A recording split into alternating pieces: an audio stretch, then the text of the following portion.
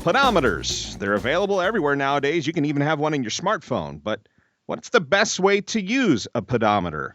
Help us figure it out here is Dr. Sean Riley from Tulsa Spine and Rehab. Dr. Riley, what are they and how are pedometers useful?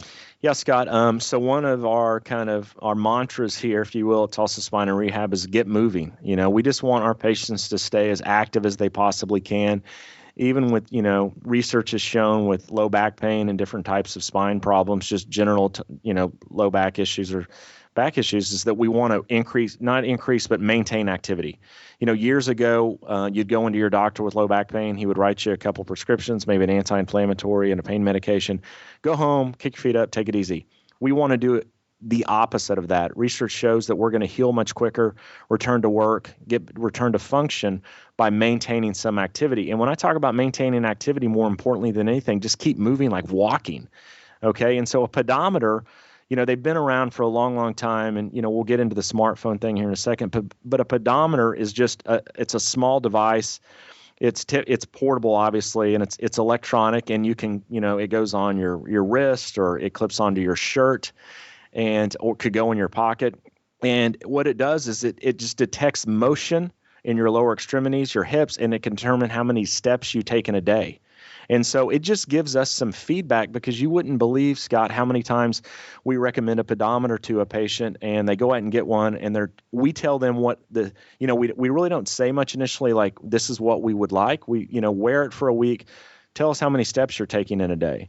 We had a guy yesterday that came back and said he just used his for the first time, and it showed 3,000 steps.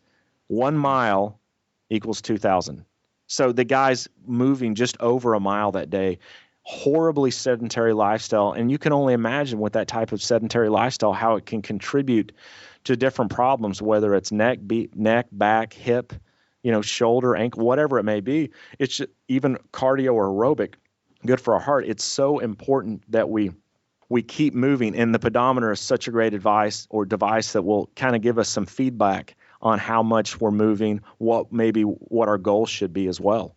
So taking a brisk walk can have not only some cardio benefits, but it's good for the muscles and the spine as well? Absolutely. I mean, it's so very important. When we're obviously walking, we're in a loaded position, and it's very good for our low back, that controlled load. It's very good for, joints to a degree and so forth, barring any, serious, nasty arthritic conditions, but very, very good for our joints to keep moving.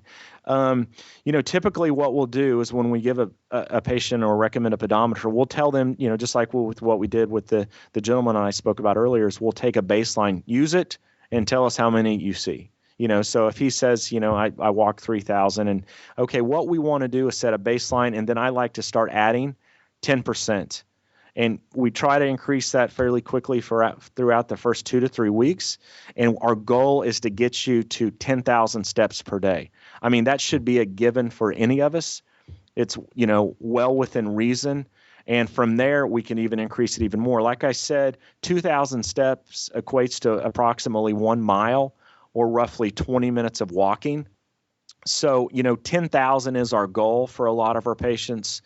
And you would be really surprised, Scott, that how discouraged a lot of folks are when they look at that number that, oh my Lord, I'm only walking, 2,800 steps a day. That's just over a mile. It gives us a lot of feedback, and it gives us something to kind of track, see how we're doing. We can set some small goals as we go along.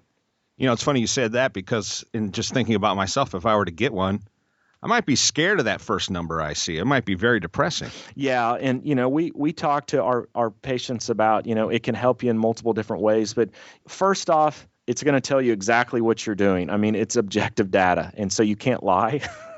I mean, it's not going to lie to you. You can't, I think maybe I walk 3 miles a day, but I only walk 2,200 steps. It can help you set specific goals for walking. Okay.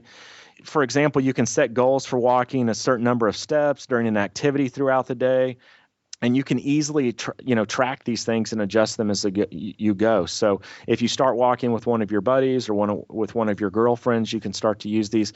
We have a lot of patients that have little contests with some of their coworkers and so forth, little prizes that they give out at the end of the week. And then it's also just a reminder that you need to do more. I mean, like I said, it doesn't lie to you, and you can look down and it gives you just kind of a quick check to see where you are and how much more you need to meet your goals for the day. A lot of times we talk to our patients about parking. I'm sure you've heard about this. You go to the grocery store late at night, you look at the pedometer, you need some more steps, park as far as you can away from the front door. Hopefully you're in a safe neighborhood, and walk, and that'll get some of those steps in.